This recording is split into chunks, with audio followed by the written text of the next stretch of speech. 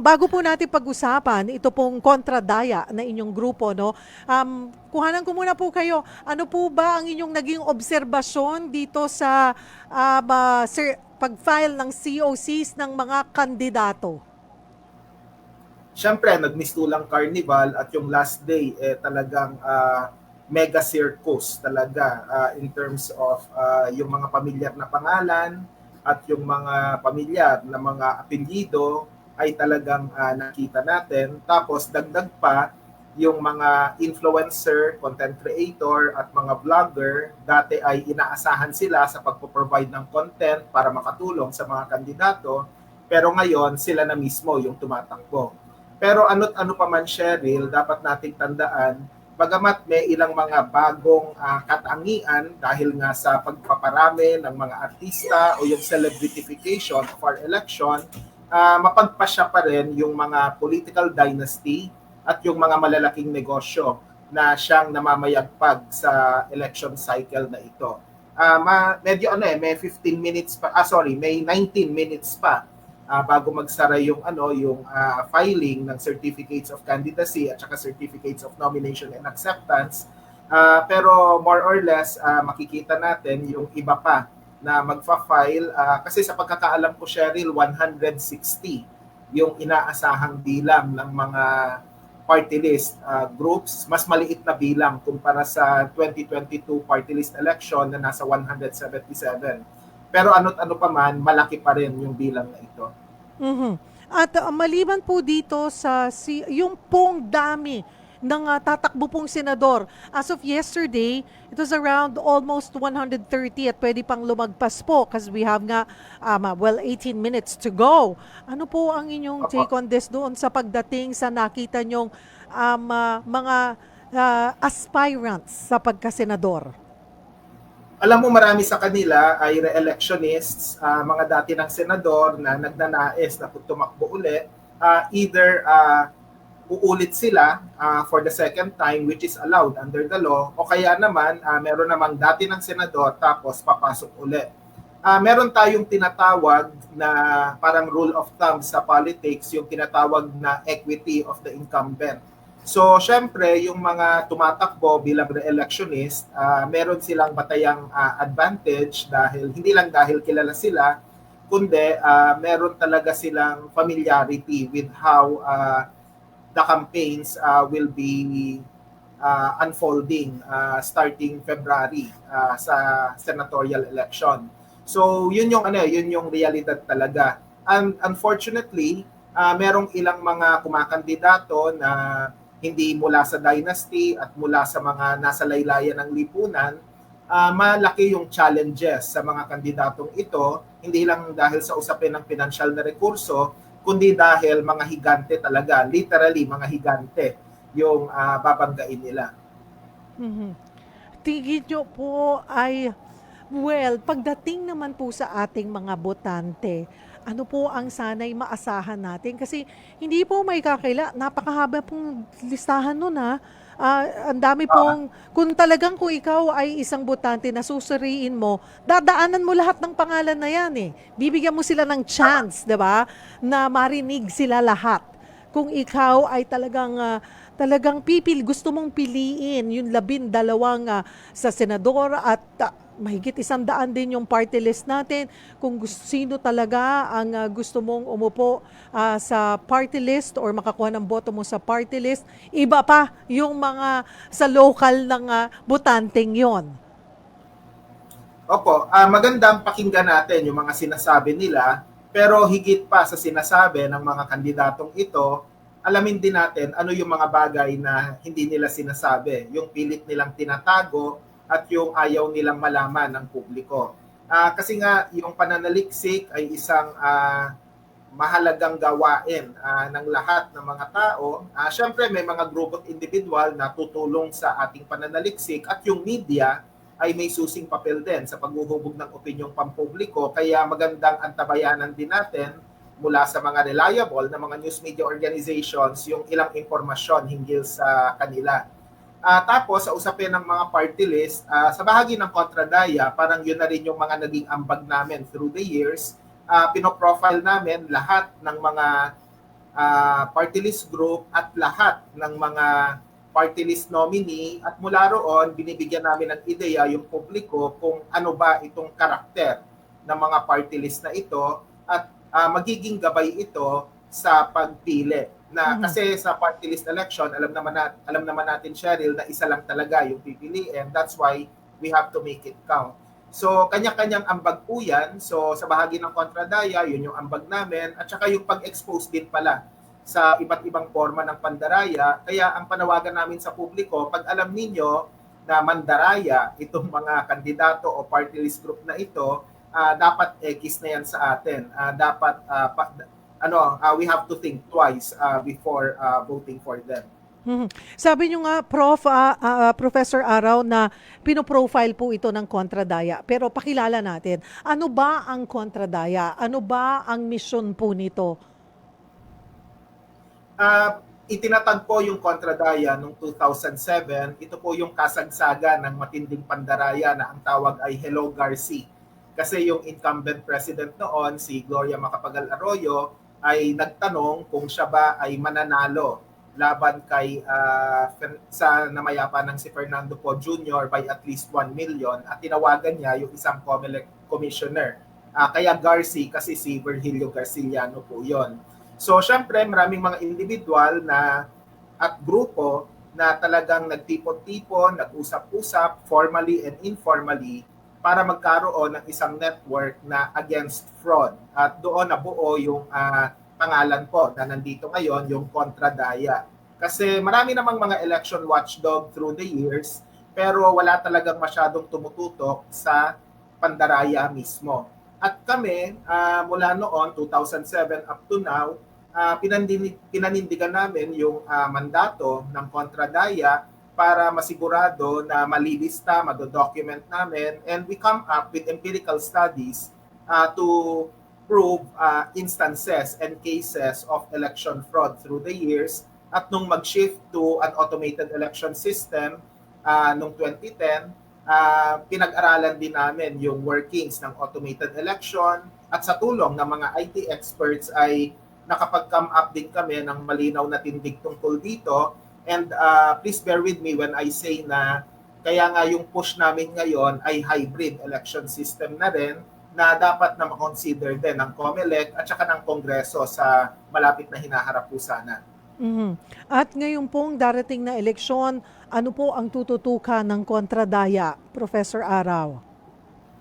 Yung pandaraya ay may iba't ibang forma, at yung isang formang nito ay yung disinformation, lalo na yung issue ng historical denialism at saka red tagging.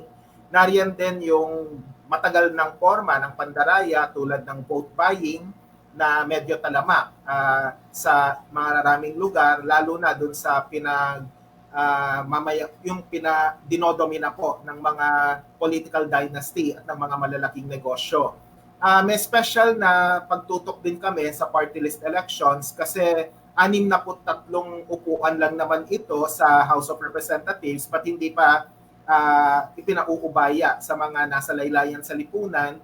Bakit nagdadagdag pa ng upuan yung mga political dynasty, may malalaking negosyo, may mga dubious na advokasya, yung iba pa ngang party list nominee ay may mga pending na kaso at graft and corruption pa yung kanilang mga kaso, pero pinagpipilitan nila yung sarili nila sa party list race. So yung mga yon tinitingnan namin. Kasama na rin dito yung misuse and abuse of government resources.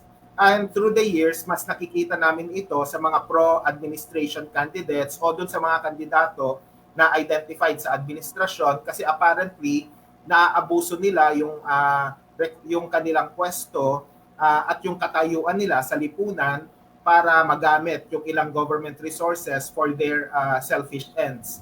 At yon tututukan din po namin. Nagkaroon na pala kami ng General Assembly nung nakaraang linggo, at merong commitment mula sa aming mga volunteers na simulan na yung dokumentasyon. The first report, we will be publishing it in November para may initial na findings na malalaman po sana yung publiko. At doon, isasabay na rin namin yung pag-aaral tungkol sa party list. Opo. At maliban po dito ay kasi may sabi niyo nga po ay pino-profile, meron kayong mga na-discover na may mga kaso naman pala 'to. This is something and then what do you do with it? Sinasubmit po, pinapakita sa COMELEC, may koordinasyon din po to call their attention. Tama po, sinusubukan naming ipagbigay alam ito sa COMELEC at saka sa publiko rin po. Kasi interest ito hindi lang ng COMELEC kundi ng mas malawak na publiko. Ang purpose po ng aming mga pag-aaral para bigyan ng ideya yung mga botante natin kung sino ba yung karapat-dapat sa kanilang boto. Let's set the record straight, Cheryl. Ang binibigay namin yung buong data set. Wala kaming sinasabi na ito iboto nyo, ito wag nyong iboto. Pero more or less, people will get the idea na pagka nafa-flag namin na ito ay bahagi ng political dynasty halimbawa, syempre it goes to show na sila ay hindi karapat-dapat sa boto ng mga tao, pero hindi namin ito diretsahang sinasabi. In other words, kung gusto pa rin iboto ng publiko itong mga political dynasty party list na ito, decision po nila yon. Wala kami sa posisyon para manghusga kasi alam mo Cheryl, yung vote buying, ano yan dapat masinuhusgahan natin yung mga nag-e-exploit doon sa desperasyon ng mga maraming tao sa halip na inaaway natin yung mga botante, ba't nyo tinatanggap yung pera na binibigay sa inyo ng mga politiko? Kasi minsan, pagka-desperasyon, kapit sa patalim yan.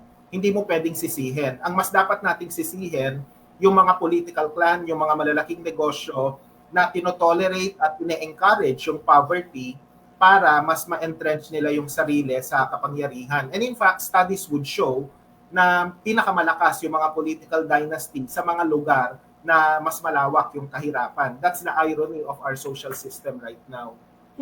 Meaning, doon po sila talaga mga nakakakuha ng solid na votes.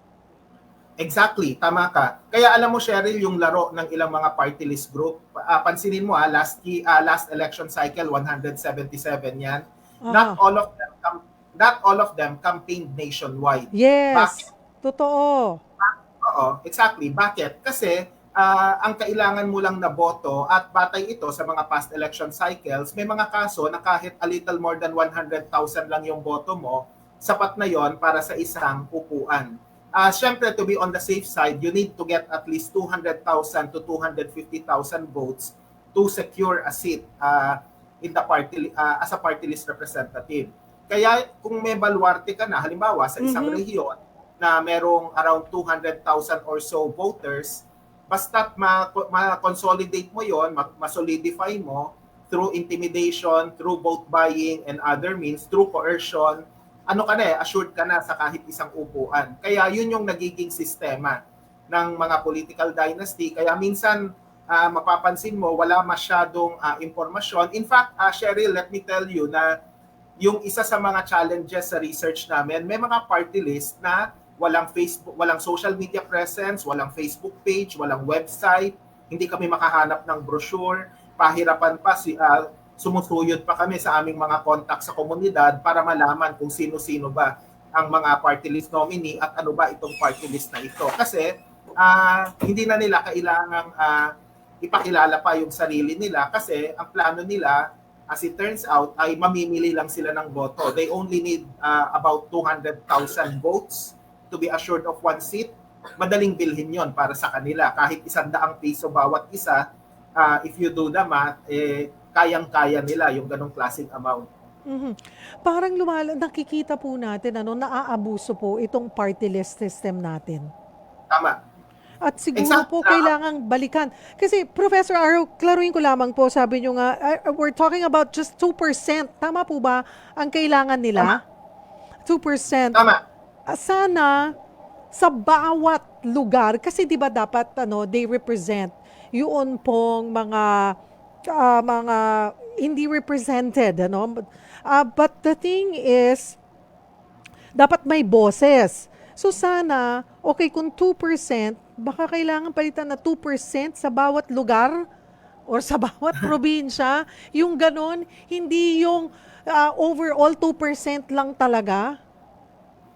Well, tama ka, pwedeng pag-aralan yung ganong klaseng suggestion, tipong 2% sa bawat rehiyon. Yes. Pero ano pa man, oo, pero ano pa man, Cheryl, fundamental ang issue rito eh. Dapat ba nating hayaan yung mga political dynasty na magtayo ng mga party list? Ibig That's sabihin nito, true. kahit sino ba, pwede na lang.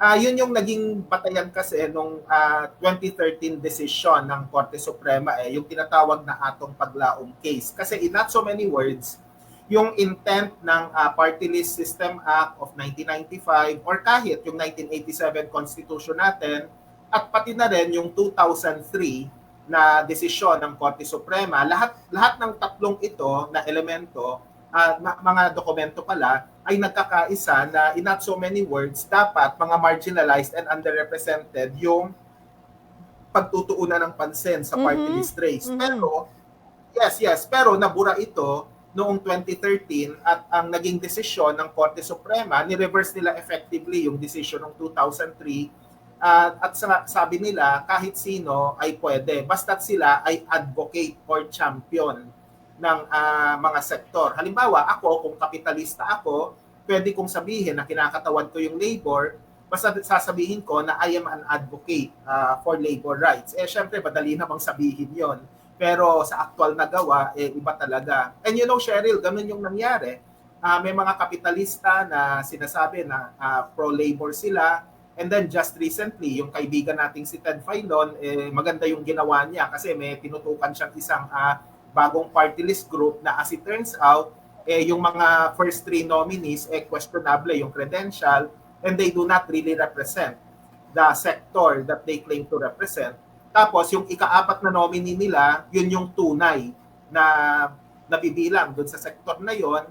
Pero, yun na nga, ginagamit lang nila itong influencer na ito para maka-attract ng maraming boto. So, you know, those things would have to be exposed as early as now. At maganda yung ginagawa ng media sa mga ganitong klaseng inisyatiba.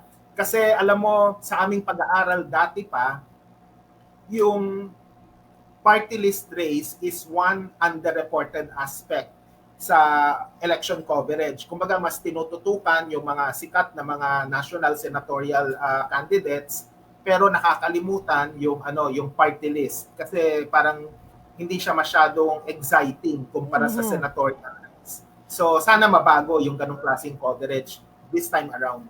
But actually ngayon, ang dami na nila Ang dami nang pumapasok ngayon, ano po? Na ano nga rin ba? Hindi po natin minamalit, makikita po natin ang mga aktibo at talagang ginagawa ang kanilang trabaho, pero meron din nga po katulad ng sinasabi ni Professor Araw na nakakalungkot dahil ginagamit nila yung sistema natin just to be in power and not to really represent what they should be representing. Mga Prof, bitin po ang ating oras, but I'm hoping na makasama pa rin po namin kayo. Simula pa lamang ito, filing pa lang ng Certificate of Candidacy, mahaba-haba po ito hanggang umabot tayo sa midterm elections. Marami pa po tayong pwedeng mapag-usapan. But for now, thank you for your time and promise we'll have you again. Yes, I promise. Maraming salamat, Cheryl. Thank you, Prof. Nice to see you again. Thank you. Salamat po.